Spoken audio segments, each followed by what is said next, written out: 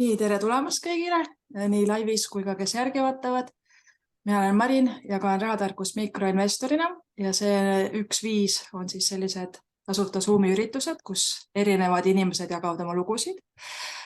Lisaks teen väljakutseid, koolitusi. Siin mulle taga, on pilt, et investeerimispäeviku olen teinud ja lisaks on mul teine tõude, mis ma ei tea, kuidas siit, näe, vaata täpele. Räägiks rahaks vestlusmaarduid. Ja küsige aktiivselt küsimusi chatis. Ja nüüd on sinu kord, Liis, et kes sina oled? See on see hea klassikaline küsimus, et kes sa oled ja kust sa tuled? Mina olen Liis Reimann ja mina olen siis igapäevaselt olen professionaalne fotograaf. Nii et siis tööalaselt. Ja siis põhjus, miks sa mind ilmselt siia kutsusid, on see, et ma ka investeerin aktiivselt juba päris mitu aastat, et selline lühidalt võtta. Lisaks on mul siis ka muidugi igasuguseid muid toredaid tegevusi, et alustasin hiljuti podcastiga, kus ma siis ajan erinevate fotograafidega juttu. Ja sellepärast kutsusin sind. Aga tead, et soojendusküsimus on hoopis see, et kuidas siis oli neid kaarte mängida? Ma tean, et sa oled mänginud. Mõtled neid kaarte? Jah, neid kaarte. Jaa, no ma olen nüüd 2 korda mänginud, et ühe korra tegime seltskonnas, siis mängisime seda reaalsuskontrolli versiooni. Et see oli päris äge, et saime üksteise kohta igasuguseid põnevaid asju teada, mida muidu võib-olla ei olekski kunagi teada saanud või oleks tükk aega hiljem teada saanud.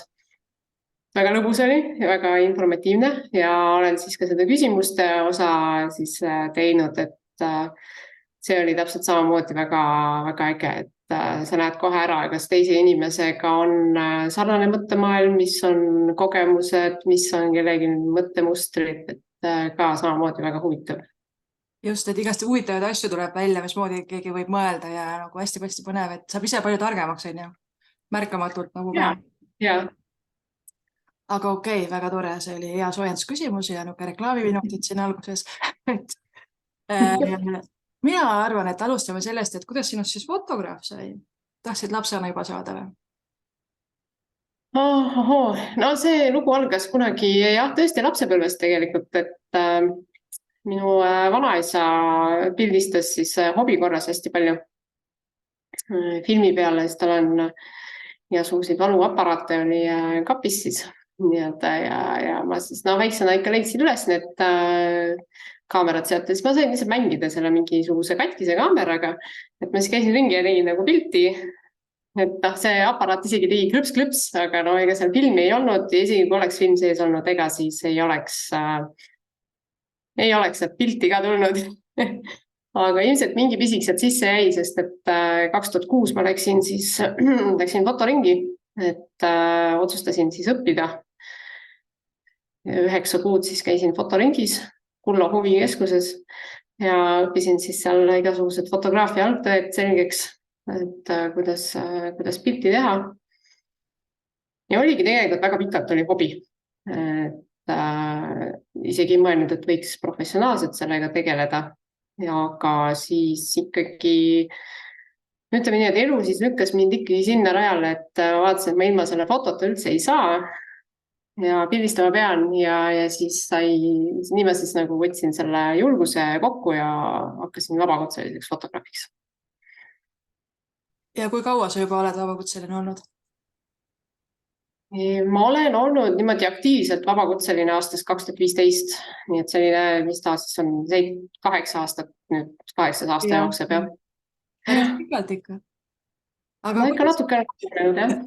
Aga kuidas see käib, vaata, et kuidas valida, mida sa pildistad, et kas alguses on see, et pildistad nagu valimatult, kardad, ma ei tea, mulle tundub nagu ettevõtjana ise väga alustades suke tunne, et ma pean kõike nagu tegema, et üldse nagu teenida piisavalt ja kuidagi ei oska võib-olla nagu valida seda või sul oli kohe mingi asi, mida sa tahad kindlasti pildistada või kuidas see käib? See on üldiselt vist nii, et igalühel on mingisugune oma kutsumus, mis neile hullult meeldib, et noh, mina ka nende hobiaastate jooksul katsetasin hästi palju erinevaid asju ära, et kas mulle meeldib inimesi pildistada, kontsepte pildistada, portreesid, maju, kortereid, linde, loomi, loodust, tootefotosid, noh, kõik ja nii edasi, et lihtsalt läbi proovimise teel ma leidsin siis selle, et mis mulle endale kõige rohkem meeldib. Ja mis see on? No ma jäin siis pidama sinna kinnisvara ja arhitektuuri peale enamjaolt, et ma pildistan ka üritusi ja kontserte päris palju. Ja noh, siis on selline vabal ajal siis käin looduses, siis võtan ka kaamera kaasa ikka, aga see on selline ilma surveta, et noh, ma ei pea seal pilti tegema, et ma lihtsalt ta on kaasas igaks juhuks, kui ma midagi väga põnevat näen. Aga kuidas see on, et mul on nagu mulje jäänud, et fotograafid ise pildi peale väga ei taha tulla? No ega ei tahagi jah, sellepärast me seal kaamera taga olemegi. aga ütleme nii, et iga aastaga ma järjest rohkem jälle tahaks ikkagi endast ka pilte, et mingi hetk vaatad, et ei ole üldse ja siis tegelikult on natukene väike kurbus tuleb, et no tegelikult võiks ikka olla. Nii et ikka ronin rohkem kaamerate ka. Harjutamise asi on ju, harjumuse asi. On harjutamise asi ja täpselt. Harjub ära küll, et mul oli alguses ka näiteks, noh, et ennast ei meeldi kuulata ja näha niimoodi ja et ega ei maksa arvata, et kes on pildil, et sellele jõudsalt meeldib olla, lihtsalt noh, on vaja olla, ja nüüdseks mul on niimoodi, et näiteks kui ma pärast vaatan meie seda salvestust järgi, siis mulle ei tundu, et see olen mina. Ja meie podcasti kuulates ka, et okei, et noh, ma saan aru küll, et see olen mina, aga noh, kuulan nagu keegi teine oleks, et kuidas sul selle podcasti kuulamisega on, et No see oli alguses oli hästi raske, et mul on üldse olnud väga keeruline ennast kuulata hiljem kuskilt, kõigi jaoks keeruline tegelikult. Aga siis ma suvel käisin Erik Edmitsi avaliku esinemise või kõnekoolituse või kuidas ühesõnaga esineda lava peal. Ja sealt mulle jäi meelde see, et esimesed 6 minutit on õudne piin ja siis edasi on juba ükskõik nagu, siis on suva. Et ma võin öelda, et täpselt umbes nii ongi, et alguses on ikka tõesti jube piin, sa mõtled, et oh no, see ei ole üldse mina, kes see on siuke, mu hääl ei ole üldse selline. Aga siis jah, 6 minuti pärast on ükskõik juba. Ja siis sa võib-olla ei pane enam tähele, seda hakkad kuulama, mida räägitakse, aga see on jah õige, et enda hääl kõlab nii võõralt ka, on ju. Ja, absoluutselt. Et see, kuidas ta tuleb kuskilt kõlarist versus see, kuidas sa nagu ise enda kõnet kuuled, et see on jah 2 erinevat. Aga kuidas sul see podcasti idee tekkis? Sellest ma tundsin ise puudust, et ma olin kuulanud välismaa podcaste, kus siis kas räägiti lihtsalt mingit fotojuttu või siis ka kutsuti erinevaid fotograafe külla ja tehti intervjuusid nendega või siis ka videopodcastid, eks ole. Ja vaatasin, et Eestis ei ole, et mingid on olnud, mis on ära lõppenud ja siis ma otsustasin, et kui ei ole, siis tuleb ise teha. Ja sealt see alguse sai. Ja see on samamoodi on ju nagu erinevate fotograafide lood, et ma põgusalt kuulasin, ja pealkirjade järgi vaatasin, et nii erinevad ju, et see on ka minu meelest põnev nagu võib-olla fotograafia kaugel inimesele ka, et kui erinevad need on, et see ei ole niimoodi, et võtad kaameraga klõpsima kõik nagu samamoodi, et igaühel on ikkagi oma lugu. Aga pealkiri ka oli aktiivne objektiiv, on ju? Just. Küll ma nuputasin, et issel mul ei olnud meeles, et ma tahtsin kuulata, siis ma otsisin sinu nime järgi. No väga hea, sellega tuli välja vähemalt siis. Aga Instagrami kontol sul vist ei ole kirjas seda või? On ikka? On, ma küll sealt ei näinud. Sa mõtled isiklikul Instagrami kontol, seal vist ei ole, jah? Kas sul on podcast jaoks eraldi või? Ja, seal on eraldi konto, jah, just. Okay, no siis ma pidin juba nime teadma, on ju. Tõsi. Aga rahatarkuse teema juurde tulles, siis ma võib-olla esimesena küsin seda, et kas see võiks olla üks lisasissetuleku allikas, mis oleks plussid, mis oleks miinused? sa mõtled siis, et Palgatöö mina kõrval. investeerin või oot, Kui ma tahan näiteks, kogu aeg räägitakse rahatarkuses, et vaata mingi lisasissetuleku võimalus, nii, meeldib klõpsutada, aga ma tegelikult ei ole midagi õppinud näiteks, et kas see võiks üks variant olla näiteks või mis on plussid-miinused? Et sulle, sina ütlesid, vaata, et alguses oli huvi ja siis kasvas välja professionaalne, et kuidagi, mis sa välja tooksid, nagu kui keegi mõtleb, et et miks mitte? ja no lisasissetulekuna on variant kindlasti, aga noh, sellega peab arvestama, et seal on teatav selline õpikõver, et sa pead olema valmis ikkagi tööd sisse panema. Teiseks, sa pead olema valmis ikkagi raha ka sisse panema, sest et tehnika maksab päris palju, et noh, see ei ole päris see, et ma lähen õpetan inglise keelt, et sul on teadmised olemas, sul ei ole tegelikult vaja mingit tehnikat ega midagi osta. Et see on pigem, ütleme, keerulisem lisasissetulekuna, aga on tehtav. Et põhimõtteliselt sa pead siis ikkagi mõtlema, et ma tahan pikaajaliselt seda teha, et üldse panustada oma aega, energiat, raha panna tehnika alla. No tehnika õppimine, kogemus, see kõik ka, et see jah, ikkagi pigem pikaajaline, et lihtsalt ühte sutsakat teha, siis võib-olla tasuks midagi muud vaadata mulle selleks lisasissetuleku otsaks. Aga kui lihtne vabakutseline, ma eeldan, et sul oled ettevõtja, et kui lihtne nagu oli ettevõtjaks hakata sinu jaoks? No ettevõtjaks on ju väga lihtne hakata, teed omale ettevõtte ära ja siis sa oledki nagu linnuke on kirjas, on ju. Aga noh, reaalsuses kasvad ajas koos oma ettevõttega. Et no ikkagi kõige olulisem on hakata tegutsema, mitte lihtsalt jääda mõtlema, et ma ei oska raamatupidamist või ma ei tea maksudest midagi või ma ei oska kliente otsida või ma ei oska turundust teha, et mina ka kõiki neid asju ei osanud. Raamatupidamist ma siiamaani ei oska, selleks on omad spetsialistid.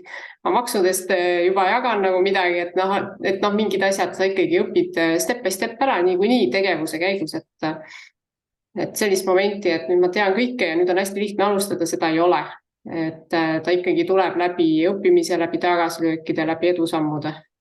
Ja nii ja just täpselt sama on ju investeerimisega, et sa ei saa nagu kõike kohe teada või sellist hetke, et nüüd ma teangi kõike, no ei ole olemas ju. Ei ole.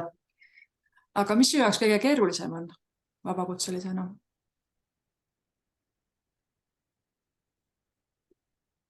Nüüd oli hea küsimus. Kõige keerulisem. Võib-olla selline aja planeerimine on olnud selline asi, mis ajakasutuse planeerimine on see asi, mis on olnud kõik siuke keerukas, et see vajab harjutamist, see vajab teinekord ei ütlemist, piiride seadmist, et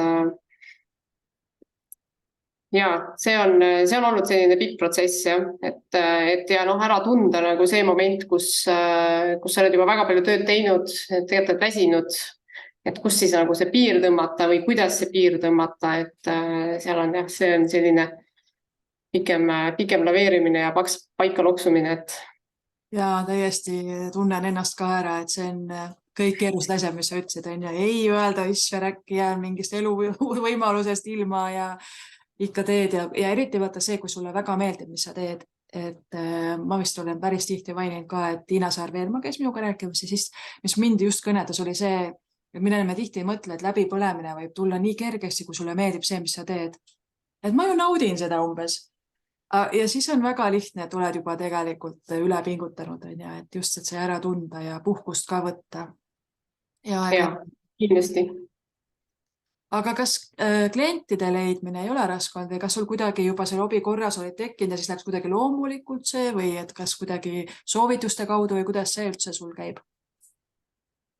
no kliendid tulevad jah, üldiselt kas soovituste kaudu, kas otsemüüki tehes või vanad tuttavad leiavad üles või teedki siis kuskil Google'is või Facebookis reklaami, et noh, igalt poolt on tulnud selles mõttes, et kust on võimalik, sealt on tulnud, et see on, ma arvan, et iga ettevõtja ise teab ka, et see on nagu, kui sul ainult soovitustest tuleb, et siis, noh, siis võib-olla nad on sellised ebaühtlased, eks ole. Et hea on alati, kui on mitu kanalit, sest siis kuskilt ikka kogu aeg midagi tuleb. Et kui reklaam ei tööta väga hästi, siis näiteks tuleb soovituste pealt ja siis mingi hetk jälle see soovitused töötavad väga hästi, aga reklaam võib-olla väga hästi ei tööta, et niimoodi siis nad balansseerib ära. Kas sul on kuidagi hooajaline ka see? Ma kunagi arvasin küll, et on. Täpselt selle hetkeni, mil ma 2021 jaanuar vist tegin nii palju tööd, et ma mõtlesin, et peaks puhkuse võtma.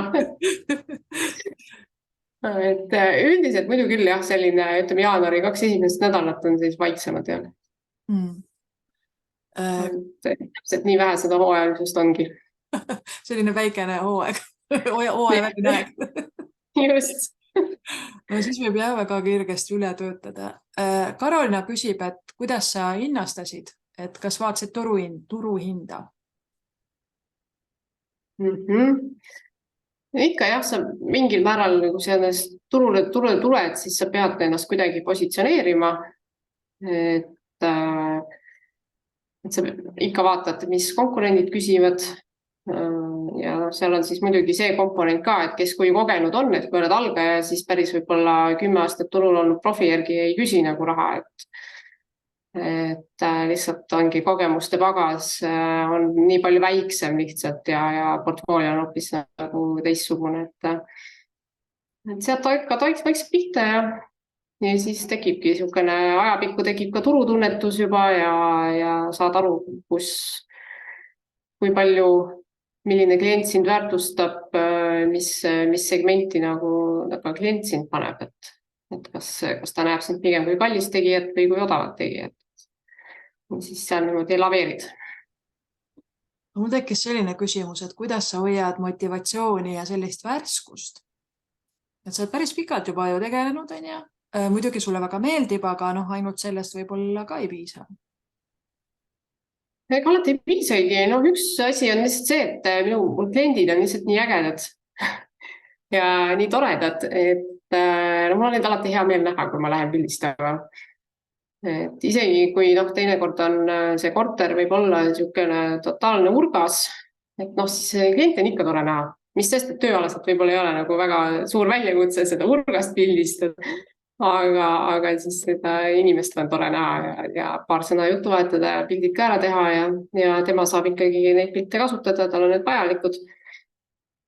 Et teine moment on muidugi see ka, et jälle leiad midagi sellist põnevat ja huvitavat enda jaoks.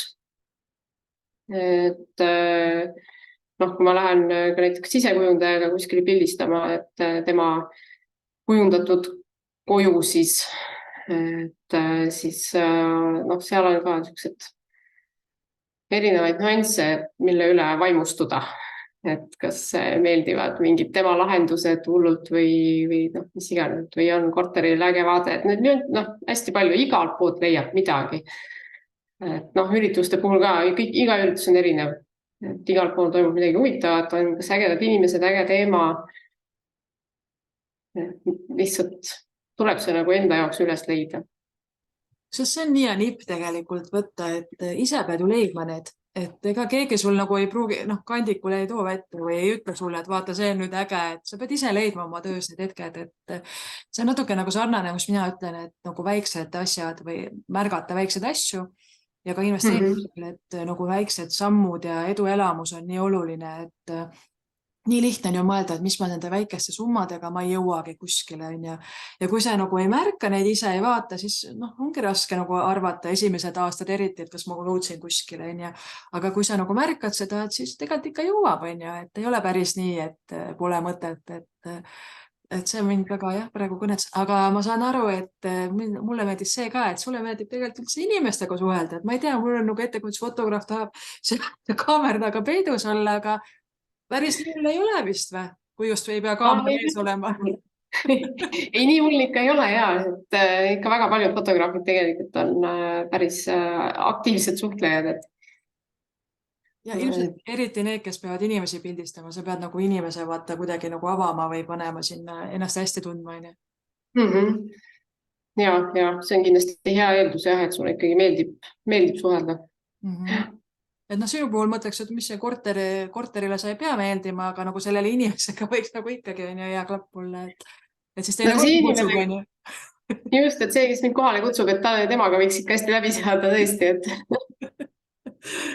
kutsub teine kord jälle ja endal on ka toredam ja loomulikult. Aga ma küsin nüüd, millalgi jõuame sinna rahatarkuseni ka, aga nii põnev on. Et ma küsin seda, et vaata, mina ettevõtjana on ju, et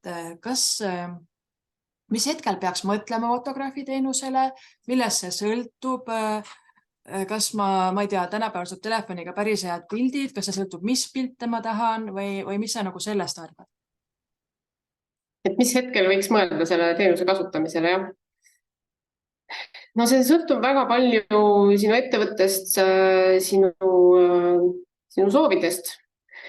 Üldjuhul pilte on vaja siis ju tegelikult turunduseks, et siis eksponeerida oma toodet või ka teenust tegelikult. Või siis jah, et sul on vaja endast mingeid esinduspilte, et siis kui sa just ise ei ole väga, väga hea fotograaf või viitsid mässata, et siis kindlasti jah, tasuks pööruda fotograafi juurde. Et samas ma tean ise ka, tean nagu inimesi, kes teevad mingeid käsitöö asju või teevad ise torte ja pildistavad ise. Aga see on ka jälle, seal on see eeldus, et neile hullult meeldib see ja nad tahavad sellega mässata ja neil on viitsimist õppida ja katsetada ja proovida ja neil on aega seda kõike teha. Et see üldiselt jah, sõltub vajadusest. Vajadus on enamasti turundus, ehk on vaja müüki teha ja siis tuleb ka see pildisoov ja fotograafi vajadus. Aga mis sa nagu telefoniga tehtud piltidest arvad? Telefoniga saab väga häid pilte teha, kui sa oskad. Et tänapäeva viimase aja telefoni viimased paar aastat vähemalt, mis on välja tulnud, et isegi rohkem võib-olla kui paar aastat. Et need on piisavalt hea kaameraga, aga seal ongi see moment, et sa pead teadma, mida sa teed, lihtsalt niisama suvaliselt ei juhtu midagi, et see fotode tegemisel ongi see teema, et ega see aparaat ju ei tee pilti, et inimene ise peab ikkagi ära sättima, ära kadreerima, vaatama, kas valgus on õige, kas valgus üldse on sobiv, et äkki peaks ootama valgemat aega või pimedamat või mis iganes variante, et inimene on ikkagi lõpuks see, kes selle pildi teeb, et ainult nupule vajutamisest ei piisa. No võib vedada on ju vahest, aga jah, ikka pead midagi tegema. Ikka mõnikord ikka joppab, jah, loomulikult. Et 100 pilti ja üks tuleb nagu ilus. Aga see välja nagu valida on ju omaette muidugi ka töö, on ju.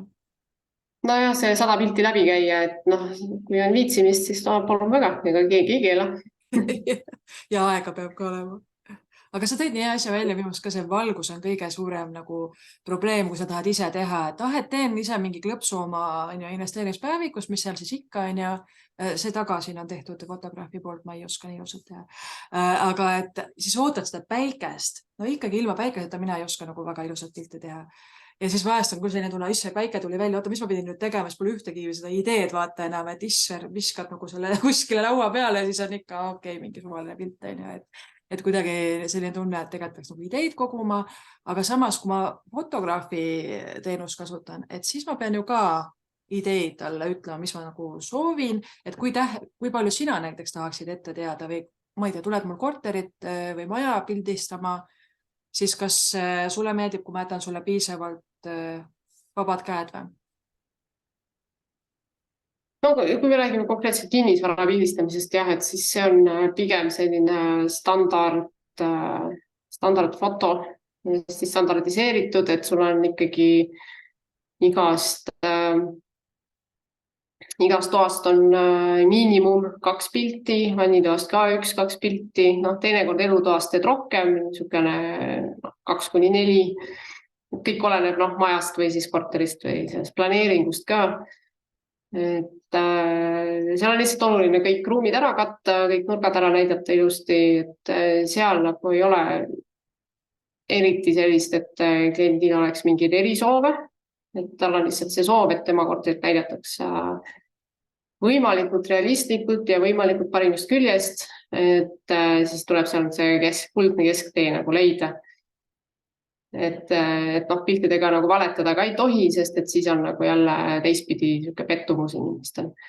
Aga samas jällegi räägime arhitektuurifotost, et siis tegelikult klient ütleb nagu ära ikkagi, et vaata, mul on siin mingi selline asi, mis mulle väga meeldib, et palun püüa see pildile. Et ma ise käin lihtsalt käingi kliendiga siis niiviisi läbi, et nad annavad siis, ütlevad kohe ära, mis on nende jaoks hästi oluline, kas mingi materjalide kooslus, mingisugune vaade kuskilt konkreetsest toanurgast või midagi sellist. Ja siis kõik ülejäänud ma pildistan siis ära need, mis klient tahab ja siis tegelikult ma pildistan siis lisaks veel kõik selle oma nägemuse ka ära, et siis see, mis siis see minu nägemus lõpuks on, et siis ta teinekord seal ikka päris tihti üllatuvad meeldivalt, et ma ise ei pannudki seda tähele, et ta on ise nii selle asja sees, et ei näe enam kõike. Ja see kõlas nii põnevalt, et ikka tunne, et ma tahaks ka tulla sinna objektile kaasa sinuga. Aga see on küll minu meelest nii õige, et ilmselt see tuleb ka kogemusest, aga et fotograafil on hoopis teine pilk, vaata, kuidas nagu neid asju sättida ja mismoodi pilti teha, et endal ikkagi niimoodi ei ole ja ka ma tavaliselt ei pildista ka ju nagu sarnaseid asju võib-olla või kuidagi, võib-olla mõnes mõttes ka, et mul on nagu umbes kiiresti pilti vaja, et ega mul ei ole tegelikult nii palju kannatlikkust, et ma siis tohutult sätiks ja teeks ja vahest olen teinud, aga siis on ikka, ma ei tea, päike läks ära ja või siis hästi ühesuused pildid võivad vahest tulla, kui ise teed. Et sellepärast ma olen küll mõelnud, et nii hea, et miks ka mulle õudselt meeldivad nagu need fotograafi tehtud pildid on ja ikkagi teistmoodi, kui mina ise teen. Et muidugi endal kogemata võib ka välja tulla, aga ei ole päris see. Spetsialist on spetsialist põhjusega. Aga tuleme nüüd rahatarkuse juurde. Ma saan aru, et kui pildistasid sinna kinnisvara, siis hakkasid ruttu kohe kinnisvarasse investeerima või oli midagi teistmoodi? Tegelikult oli nii, et ma hakkasin investeerima enne, kui ma aktiivselt vabakutseliseks fotograafiks hakkasin. Et alguses ma ikka olin niisugune tubli kuivik. Ei olnud tegelikult, vabandust. Ma unustasin juba ära, 10 eurot ikka läks ühisrahastusse kõige esimesena oma rahasse. Andsin seal laenu välja. Mis aastal? 2014 oli see. Sul saab varsti 10 siis? Jaa, 10 tiksub täis juba, jah. Täitsa äge. Ja siis ma jätkasin niisuguse kuivikuna, et ma ostsin indeksit kasvukonto kaudu. Ja esimene korter tegelikult tuli portfelli 2019 alles. Pole nii alles ka, aga okei, selles mõttes küll, et ma ise tegin niisama selle seose. Aga kuidas sa jõudsid siis selle? Või kas sa teadsid kogu aeg, et sa tahad kinnisvarasse ka või? Ei teadnud. See oli kuidagi selline asjade loomulik käik, et mul tekkis lihtsalt aja jooksul see huvi ja siis tekkis ka võimalus ja siis ma nagu tegin selle esimese sammu ära. Mina alustasin ju ka kasvukontoga, et see ühisrahastus mul jäi vahele. Sa ei ole üldse ühisrahastusse pannud siis raha? Mintosesse ka ei ole ju? Unicorn! Ja on ka selliseid investoreid. Aga näiteks praegu ei räägita nagu üldse ühisrahastusest. See vist ei lähe praegu nii hästi, et sellepärast.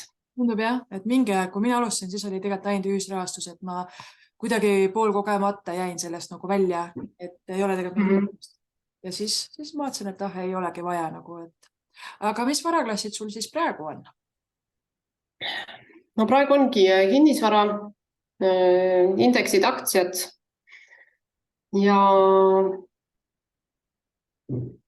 ega rohkem ei olegi. No sambad on veel indeksis. sambad on ka indeksis jah, nii et see läheb ka indeksi alla. Nii et ega ei olegi rohkem jah, et ma olen nagu väga kokku tõmmanud.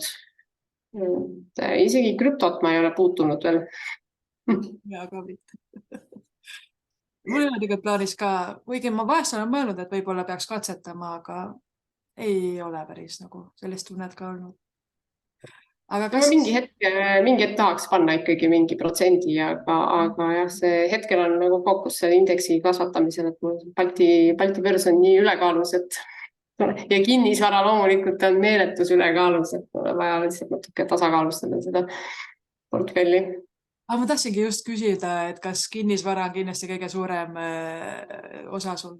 Absoluutselt ja no mul on 2 korterit, et siis on jah, see on ikka omajagu. Kinnisvaraga ongi nii, et ostad ühe korteri, juba ta on nii suur osa sul. Noh, kui sul just mingite miljonitega ei tegele või väga suurte summadega. Jah, sisuliselt küll jah. Aga mis su siis ideaalne oleks või mis su strateegia on, et kui palju need jaotused võiks olla? No iseenesest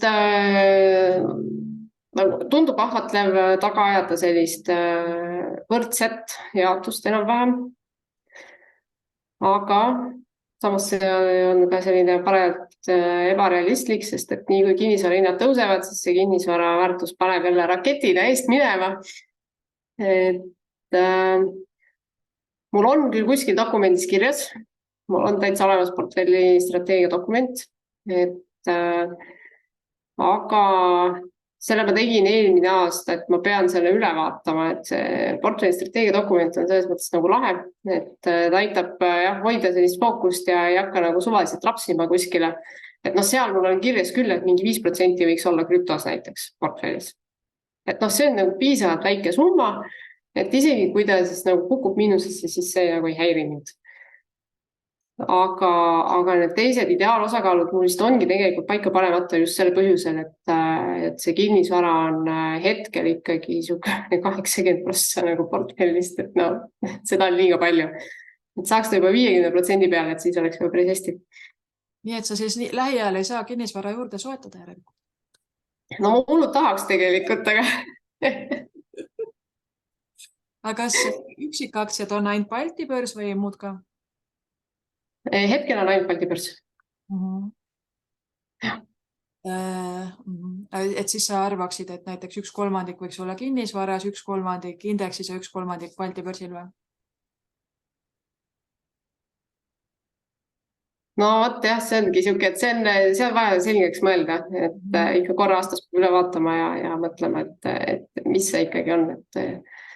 Ja sellega on ju see ka, et kui nüüd summad ju lähevad kogu aeg suuremaks, et siis tegelikult see taluvuspiir, et üks on nagu see protsentuaalne jaotus, aga see taluvuspiir, et numbriliselt, kas ma olen nagu okei, kui mul on seal mingi väga suur summa Balti börsil, mis käib üles alla, mis kui tahaks kõik korraga maha müüa, siis võib-olla võtab aega liiga kaua, aga noh, kas ma olen siis nõus sellega, et ta liiga kaua aega võtab või ei võta või noh, need erinevad riskid tuleb jah ikka läbi kaaluda. Ma ei oska sulle ideaaljaotust, ma ei oska sulle momendil öelda. Ma jään nüüd selle vastuse täitsa võlgu, jah. Aga on aeg vist tuulutada natuke see strateegiat? Peab küll jah, sealt välja otsima, jah.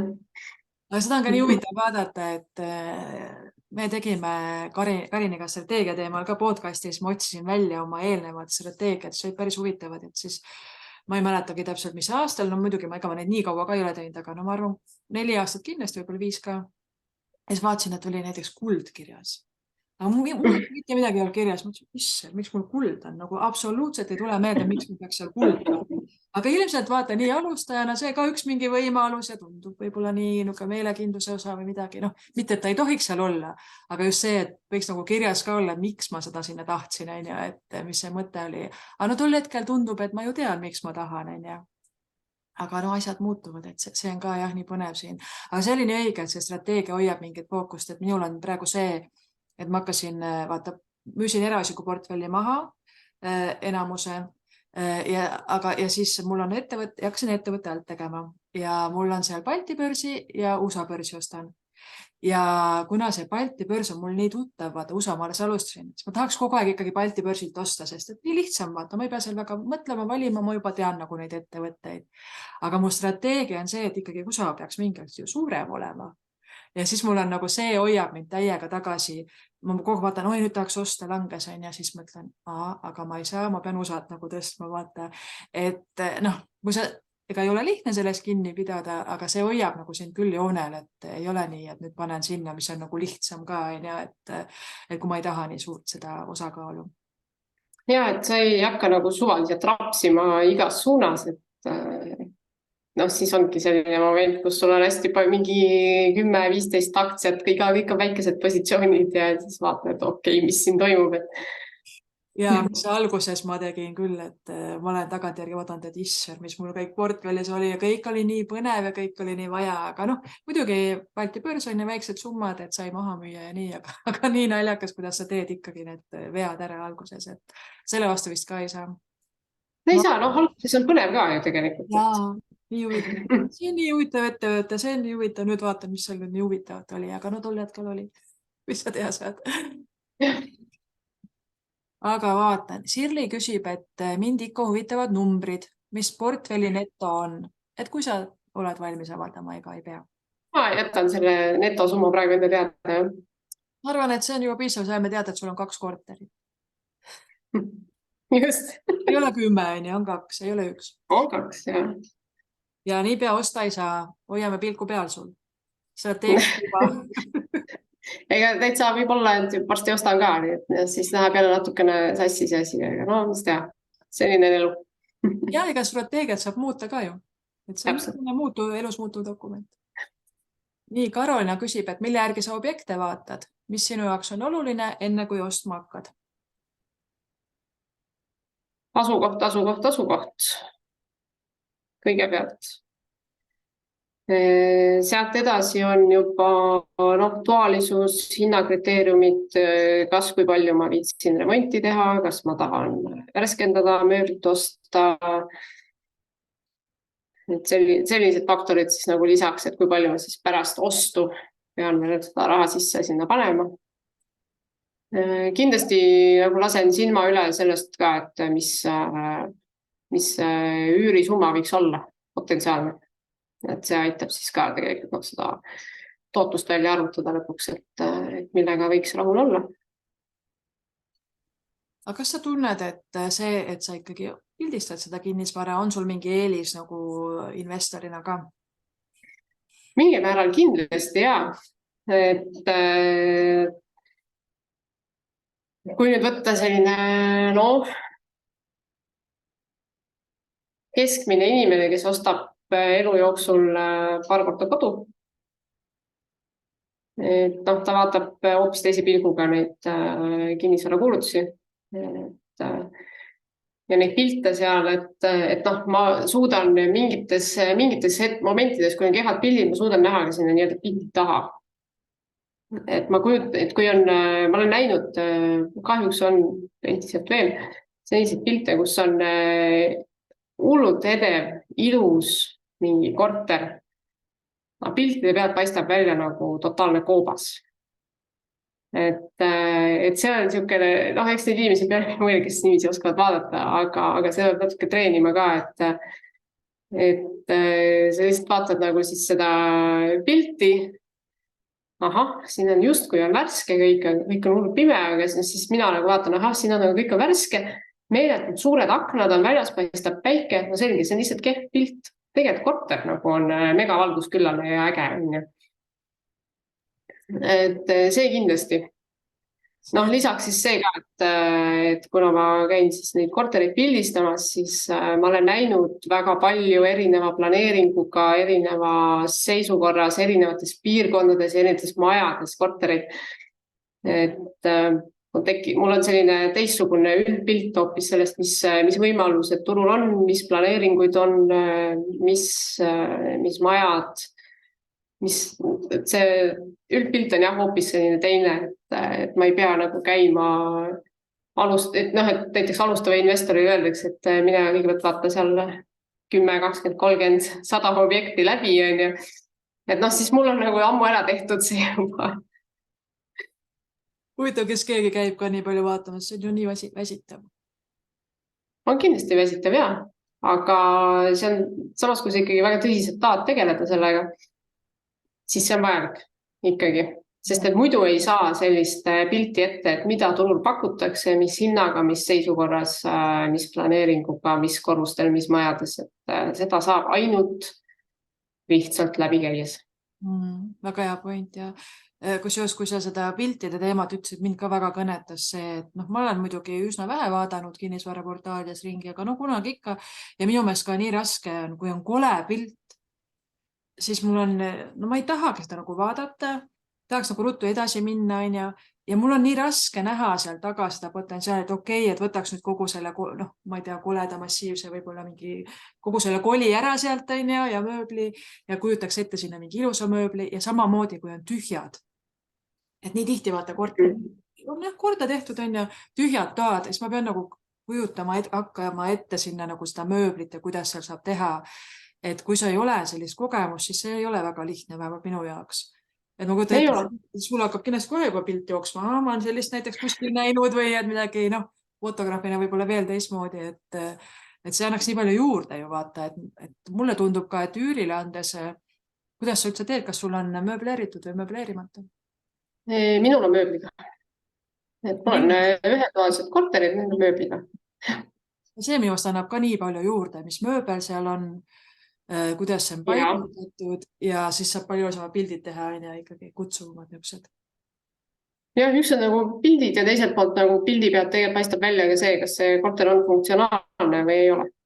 Et kas seal võiks olla hea elada või mitte, et niisugune markantsem näide, et kui ma ise kunagi otsisin üürikorterit, siis ma sattusin Õismäel ühe sellise täitsa jama korteri otsa. Minu eesmärk oli võimalikult odavat üürida, et saaks korteri oma kodu siis sissemaksu raha kokku ajada. Ja ma olin siis tegelikult nõus nagu igasuguste veidrate asjadega, päris nagu põhja ka ei kuku, aga minu pärast olgu seal tapeet 10 aastat vahetamata, et ükskõik. Ja seal oli siis ühetoaline korter, kus oli selline nõukaaegne mingisugune või 90-ndatest mingisugune suur diivan, kaheosaline. Siis oli seal kirjutuslaud, seal oli suurkapp, seal oli telekalaud, aga ei olnud kohta, kuhu panna voodit näiteks. Ja siis ma mäletan, ma helistasin ka veel sinna, kuulge, et aga äkki viskaks nagu mingid asjad välja, et see on katkised ka, pildi pealt on näha, et on katki. Ja et on kole, see oli kõik selline pruun mööbel ka veel, et ma võin nagu ise ära viia, et lihtsalt lasete mul natuke üüri alla, et ma võin ise minema. Oled. Ei, me ei vii midagi ära. Ja nii oligi. See on kõige hullem jah, kui sa ei tohi veel teha mingeid parendusi või muutusi, et üks asi, et kui sa eeldad, et omanik teeb, aga kui sa üürnikuna ei saa teha, aga minu meelest see ongi see üks point, mida ma olen tähele nagu pannud kõrvalt, et tihti ikkagi unustatakse ära, et okei, minu jaoks on see üürikorter, ma hakkan kellegi üürima, aga selle inimesel, kes sinna tuleb, on see ikkagi kodu. Et isegi kui see on ajutine kodu, see on ta kodu, kus ta nagu elab. Et see juba muudab seda mõtlemist sellest objektist. See ei ole lihtsalt raha teenimise objekt, et ühel inimesele see ikkagi on kodu. Et tegelikult ju nii väikeste asjadega saab teha seda nagu kodusemaks ja mõnusamaks. Et ta tahaks... just selles ühetoalises korteris, pane voodi sisse ja sul on järjekord ukse taga, eks ole. See rippus mitu kuud üleval, see kuulutus. Vaata, kui sa ei tohi välja visata katkist asjagi. Täpselt, et see ongi selline, et pildi pealt tuleb korteri funktsionaalsus välja, et kas sul on seal võimalik magada voodis, mis on üldiselt päris suur argument, kas ma üürin selle korteri või mitte. Võiks nagu olla koht magamiseks ja see võiks isegi üsna nagu kõige olulisem asi olla, et ma saan normaalselt ka magada, mitte nii, et selg on haige, sest see on vedrud väljas või midagi. Või et sa oled mingisuguse veidra diivani peal, kus sa tegelikult silgeks ei saagi ennast lükata üldselt.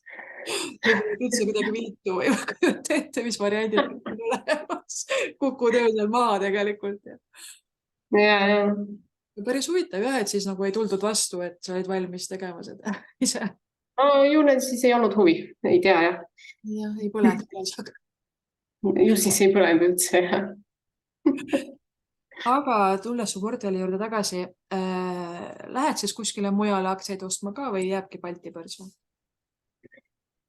Või see No on tegelikult mingi hetk, ei no natuke ikka tahaks mingi selliseid suuri firmasid võtta ka, et noh, Microsoft ja Apple ja Google ja noh, väga tech olen nagu tehnoloogia sinna sektori poole kaldu, aga jah, selles mõttes tahaks küll. Aga jällegi tunnen, et on vaja natukene selliseid väiksema riskiga asju asemel, kõigepealt väiksema riskiga instrumente siis suurendada ehk siis indeksit. mis on see kõige igavam, aga turvalisem. Kõige igavam, aga kõige turvalisem jah. Et siis ülejäänud võivad käia üles-alla, aga kui see kuld on turvalisem, kuule, äkki. Ei ole. See oli ka no, kuigi see indeks ju käis ka päris palju alla siin eelmisel aastal, et ega ta aga nüüd riskivaba ei ole. No riskivabasid polegi, no okei, hoiustele saab panna, et kuni 100 000 on tagatud, aga kasvab siis kohe vastavalt. Et jah, risk ja tootlus käivad ikka käsikäes ja sellega peab ju harjuma lihtsalt, et miinused on, et see investor närvi see kasvatabki, et kui kogu aeg üles läheb, siis on päris raske nagu tol hetkel, kui korraga alla tuleb. Ja osta on ka tegelikult raske minu meelest, kui on nii ilusad plussid, et kuidas ma nii kallilt ostan nüüd. Ja kusjuures see on nagu, seda ma olen tähele pannud enda puhul küll, et ma vaatan, et see on nagu nii suures kasumis, noh näiteks Enefit Greeni, mis ma võtsin märkimisega, ja siis vaatan, nüüd on nii kallis, et kuidas ma ostan seda. On ja siis tekivad mingid naljakad numbrid, et millest nagu ei taha üle maksta. On täiesti suvalised, vaata. Aga noh, ümmargused numbrid, et näiteks Enefiti, lihtsalt ma tahaks alla 4 saada. Mis sest, et ammu pole käinud alla 4? Aga no mina tahaks, et see on nii naljakas ka, et nagu täiesti suvalised numbrid tulevad tegelikult, et noh, tahaks. Ja need on täiesti sellised emotsionaalsed ja ebaratsionaalsed, et võtab kuskilt õhust lihtsalt need ja siis jääd nende külge kinni ja keegi küsib, et aga miks sul selline number on ja kes ei oskagi nagu vastata seda, et ei. Meeldiks. Et oleks tore. Ma tahaks. Ja no võt siin tuleb jälle see strateegiadokument tegelikult mängu, kus sa tegelikult oled läbi mõelnud, et okei, aga ma ostangi pika perioodi vältel teatud intervalliga olenemata sellest, mis see hind teeb. Just, et siis sa ei jää hinda kinni. Ja see võib-olla ka need proportsioonid nagu aitavad vaata, et kui mul on ette nähtud, et nii palju läheb Enefiti, siis peangi ostma, ma ei vaata, mis see hind on või jää ootama seda hetke, aga seda on nii lihtne jääda ootama ja lootma. No ja mõtled, et äkki kukub. Ja siis ta kunagi ei kuku, et nagu siin LHV-ga oli enne splitti. Kõik vaatasid, et 10 eurot kallis, 20 eurot, oi nii kallis, 30 eurot. No päris ma ostangi nii kallis ja siis LHV oli 40 euri. Ja mina tegin ka selle vea, et eriti kui nad alustades tahtsin dividende saada, noh, nemad ei ole dividendi aktsia. Ja siis vaatan Isver, kuidas nagu rallib, ma mäletan, et oli 9, nii, siis sai 10, mõtlesin, no ma tahaks alla 10 osta. No palju õnne on ja alla 10, et siis panigi sinna peaaegu 50-ni välja. Et siis ma no praegu saab. Alla 10 saab. Ja LHV tegi dividendi ettepaneku ka nüüd sel aastal, et 4 senti aktsia kohta. Nad andsid eelmine aasta, nad on ju ka andnud nagu väikseid, aga lihtsalt see... Ja mingi hästi väikene selline, jah, sümboolne. Ja meil ikka saada ju. Ikka, jah. Raha teeb ikka raha nagu, et selleks ma saigi pandud sinna, Tuleb see pisik kontale ja ostad jälle LHV-d juurde. Või siis midagi muud. Aga ma tahan tegelikult seda küsida, miks sa arvad, et eestlaste lemmik varaklass on kinnisvara? On see lemmik või? No nii nad räägivad. Nii nad räägivad. See on see, lausa naised saunas rääkisid. Jah. Kas arvad teisiti või? Ausalt, ega ma ei tea. Kinnisvara tundub väga popp olevat küll, jah. Aga miks siis? Mis sa arvad? No eks seal ilmselt ongi lihtsalt see asi, et ta on nii käega katsutav ja nii nähtav, mis tõttu ta on küllaltki arusaadav. Et indeks on ikkagi mingid abstraktsed numbrid seal kuskil internetis, mida sa ekraanil vaatad, et seda on nagu keerulisem võib-olla hoomata. Et selles osas nagu üksikaktsia on ka jälle nagu lihtsam asi, et saad aru konkreetselt see ettevõte, selline väärtus, et sa saad vaadata, aga jah, eks see kinnisvara on jah siuke maalähedane. Jah, päris nagu hästi teid välja just minu meelest ka, et ilmselt ka üks see, et näiteks, et kuidas sa teenid sealt pealt, ongi, et kas siis ostad odavalt, müüd kallimalt või siis üürid välja ja sa saad igakuiselt ikkagi seda tulu vaata. Et ka näiteks Balti börsi aktsiad, isegi kui dividendi maksavad aasta aega pean ootama, et saada. Et see on hoopis teine asi, kui ma iga kuu näen, et näed, toimib asi, saan raha. Ja indeksitega veel raskem, eriti kui nad ei maksa midagi välja, et ilus küll neid rohelisi numbreid seal vahepeal vaadata, aga see on nagu ainult paberil. Et kui suures alustajatena päris tihti tekib see küsimus ka inimestel, et okei, et mul on nüüd seal indeksis, nüüd on ta nii ilusas selles protsendis, aga ma tahaks nüüd selle kasumi välja võtta. Et kas on nagu mingi võimalus, aga ma ei taha maha müüa, ma tahan lihtsalt kasumit nagu välja võtta. Okei. Et see on ju ka vaata, et korteri puhul okei, ma maha ei taha müüa, aga ma vähemalt saan kogu aeg seda üüri saada. Et kahjuks ei saa indeksist muidu kui maha müües, aga müüa ka ei tahaks.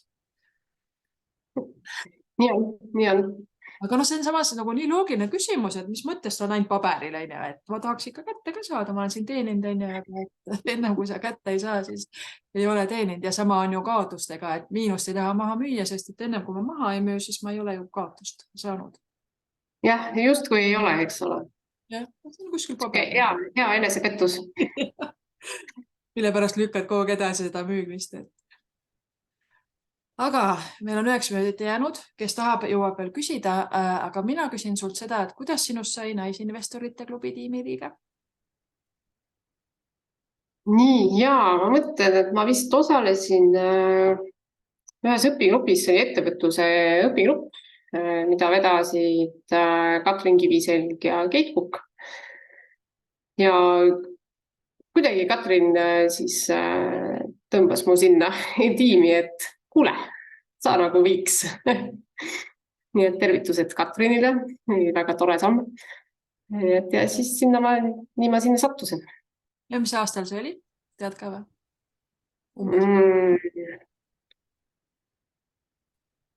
Hea küsimus. Ma ausalt ei mäleta, see oli eelmisel kümnendil.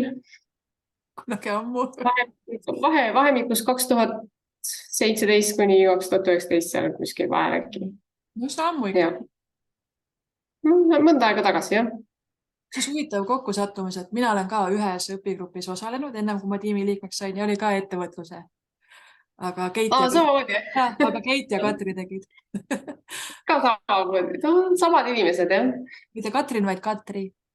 Katri, okei. Siis osaliselt samad inimesed. Aga nagu väga sarnane teekond, et. Jah. Aga mis õpigruppe sa ise oled teinud? Ma olen teinud kinnisvara. Suhteliselt eranditult. Ja, siin päris mitu tükki on selja taga. Nii, mis ma sult veel siis küsin? Mis sa ise tahaksid veel öelda? Vot, ma küsin sult 3 soovitust alustajale. Okei. No need ei ole nüüd kuidagi tähtsuse järjekorras kuidagi, aga kindlasti võta kätte mõni raamat, kas Kristi Saare oma või Jaak Roosaare või Taavi Pettmani või midagi teise, mingisugune raamat, loe see läbi, et see algtõed ja alginfo oleks siis olemas ja oleks korrektne, et ei tekiks mingeid selliseid huvitavaid väärarusaamu nagu aeg-ajalt kuskilt Facebookist lugeda võib, et saadakse väga tagurpidi asjadest aru, sest et keegi kuskil ütles, et raamat igal juhul on parem, eksperdi poolt kirjutatud raamat siis. Kindlasti tasub käia siis ka erinevatel üritustel, kas või õpigrupp, et leida siis endale ümber selliseid inimesi, kellega oleks hea rääkida, mõtteid põrgatada, et kellel võib-olla sõbrad investeerivad, siis kindlasti tasuks uurida selle sõbra käest, et kasutada seda sõbrakaarti ja uurida, et kuidas tema alustas ja mis ta teeb ja kas ta on nõus mentordama, lihtsalt mõtteid põrgatama või nende teemadel laiemalt rääkima. Nii, raamatud ja siis sarnased mõtlevad inimesed on ära mainitud. Siis tuleb tegutseda ka. Et kas või lihtsalt osta see üks mingisugune kaubamaja aktsia või LHV aktsia või mis iganes, lihtsalt tee see ostuprotsess nagu läbi, et see, Balti börsil on nagu summad on nii pisikesed, et saad nagu mingi kogemuse kätte või ava kasvukonto ja sealt sa saad ka hästi väikese summaga proovida ja teha. Kõige olulisem on alustada. Just, et just see on oluline vaata, et loed, jah, muidugi sa pead ju teadma ka üldse aru saama, mis värk on, aga et ei jäädaks sinna kinni, et ma nüüd jäängi lugema, kõik raamatud läbi lugema, et ei, et sealt loetelust valida alustuseks näiteks ühe, et eks nad mingil hetkel hakkavad ju ka korduma, seal on kõigis nagu põhimõtted olemas, on mingi aja pärast saad järgmise lugeda, et muidugi jooksvalt tasub ka hoida kursis, aga just see, et tegutsema hakata, et ega sa enne ju ei tea, mis sulle sobib, et nii palju. Ei teagi. Just nii paljud on mõtlevad, kindlasti peab aktsiaid ostma, siis avastavad, ei, mulle ei sobi või et ma tahan kindlasti kinnisvara või ei taha kindlasti kinnisvara, aga kus sa seda tegelikult ette tead, et kui sa selle kohta nagu väga palju ei ole uurinud, ei ole kogemust. Ja hästi palju inimesed ütlevad, õpigruppidesse tulles, ka väljakutse mulle gruppidesse tulles, et ei ole inimesi, kellega rääkida. Ja viimasel ajal ma olen nagu avastanud, et inimesed ütlevad ka, et kuna me ei ole nagu harjunud rääkima rahast, et sa lihtsalt ei tea, kas keegi teine ka tegeleb. Vaat ise ka ei käi ringi, et ma investeerin, mine tea, mida arvatakse või et mis see veel on, et see on ka nii huvitav. Ja siis vahest osad ütlevad, oi, et ma avastasin, et mul on ka mingi, kuskil mainisin midagi, umbes rahatarkuse teemat. Siis tuli välja, jaa, keegi tuttav veel või sõbranna või kolleeg või et niimoodi tasapisi nagu ikkagi levib see või et ma ei tea, kas või tuleb Kristi Saare jutuks või midagi iganes. Poetad niimoodi vaikselt kuskile vestluse sisse mingisuguse asja, et siis vaatad, kes haagib. Jah, nagu õnge viskad, et kas kedagi huvitav. Et muidu me ei saagi teada, et ise ei räägi, teised ei räägi ja siis olemegi igaüks oma ette. Et nii saab ka, et mina ka alguses toimetasin üksi, ma ei saanud üldse aru sellest networkingust, et miks ma peaks minema kellegi rahaasjade vastu huvi tundma või enda asjadest rääkima. Ja nüüd ma saan aru, et issand, kui oluline see on, et nagu me rääkisime nende kaartidega seoses, inimesed mõtlevad erinevalt ja ka isegi kui ma tean, et ma ei tea, oma mehegagi neid rängisime, ikka tuleb mingid uued asjad nagu välja, kuigi me oleme muidugi rääkinud, aga selliseid küsimusi sa igapäevaselt ei küsi kogu aeg ja tavaliselt me ei käi nagu ringi kogu aeg küsib, mis sa arvad investeerimisest või kuhu see raha kindlasti ei paneks ja vaata, et me ise, me ei ole harjunud rääkima sellest, et siis tuleb igasuguseid huvitavaid asju välja ja kui sa ei räägi, siis sa ei saa neid teada. Jah, täpselt nii ongi. Et sõbrad võivad ka üllatada teinekord. Keegi vaikselt tegeleb, ta lihtsalt ei ole julgenud öelda sulle, et ta seda teeb. Või et ei tulnud jutuks on ka vahest, on ju? Tulnud lihtsalt, et sellepärast ei ole rääkinud. Et tasub ise ka julge olla. Just, julge tasub kindlasti olla. Mul tuleb ka meelde Saare Arulane käis mul ka rääkimas, siis ta ütles ka, et üks asi, mida soovitaks, olge julgemad. See on ka juba hea julgustus. Ja samamoodi nagu ütles, et issand, osta see üks aktsia, mis siis juhtub. Et see LHV aktsia on ja pole enam 10 eurot, on isegi vähem, on ja alla 4. Ma ei tea, mis täna on. Et siis 3, midagi, jah. Midagi on ja, et sa ostad ühe, et mis siis juhtub, et läheb natuke miinusesse, mingid sendid on sul kaotus näiteks, või aga äkki läheb natuke plussi, on ja saad juba 4 senti näed dividendi, on ja. Et niimoodi õpitaksegi, et jube tore. Ja siis sa saad aru, et see ei olegi pettus, vaata, see on üks asi, mida inimesed kardavad. Isse, kus ma nüüd oma raha panen ja kaob. See pettused on jah hästi aktuaalne teema, et kui ei ole selle teemaga väga kursis, rahatarkuse teemaga või investeerimisvaldkonnaga, et siis võib jah täitsa sattuda ju segadusse, et mis siis on see õige ja mis on see pettus siis, aga üldiselt ongi niimoodi välja kukkunud, et nii palju kui ma näinud olen, et siis pettustel on alati käib suuremat sorti salatsemine, sa pead kuskile mingi konto tegema, sa pead mingi paketi ostma selleks, et investeerida, sellised nagu veidrad nõudmised versus siis see, et kui sa muidu investeerid, et noh, ütleme, toome Balti börsi nagu näiteks, et noh, siis mine võta Tallinna Kaubamaja aastaaruanded kõik lahti, vaata, kõik andmed on avalikud. Sul ei ole vaja mingit paketti osta, sa saad iga hetk maha osta, sa saad iga hetk maha müüa, et noh, sul ei ole mingeid piiranguid selles mõttes, et nagu on enamasti nendel skeemidel. Just, ja sa tead, kust see raha tuleb neil on ja et seal on kõik ju näha, et ei ole niimoodi, et ei tea, kust see raha tuleb, aga lubame sulle hästi suurt tootlust. Kuskilt Just. No see ulmetootlus on nagu teine punane lipp veel, et jah, et 50% tootlust nädala ajaga. No ei ole reaalne. Ainult siis, kui sa kogemata krüptot õigel ajal ostad. Ja isegi siis see tundub kahtlane nädala ajaga 50+. On ikka juhtunud või? Ma ei tea. Võib-olla mingi hästi uuega kogemata kobistad otsa. Ma ei kujuta ka ette, Ei, selles mõttes ma mäletan, et Bitcoin kunagi oli mingi 10 000 ja siis see hüppas ei ole kiirelt 20 000 peale või kuskile sinna kanti, aga ma tõesti ei mäleta, mis periood see oli, et kas see oli nüüd 1 nädal, 2 nädalat, kuu aega, aga no siuke väga kiire tõus oli. Ja, et krüpto võib ikka käia niimoodi, aga aga muidu ikka pigem mitte. Ja no krüptoga me teame ka, et osadega on nagu halvasti läinud, et ega sa kunagi ei tea, see risk ikkagi on sama, mis see tootluse, see ootus. Jah, absoluutselt. Aga tead, et aeg ongi läbi saanud. Väga tore sinuga vestelda. Ma olin küll jah, see lendas nii kiirelt, et ma ei pannud tähelegi ausalt. Ja see on uskumatu, et kuidagi see tund ei olegi nagu eriti pikk aeg. Aga ma arvan, ei ole. Saime tegelikult targemaks siin küll ja sinust teada üht-teist ja häid mõtteid siin jagada ja suur-suur aitäh sulle. Ja, suurima rõõmuga. Ja head õhtut. Head õhtut.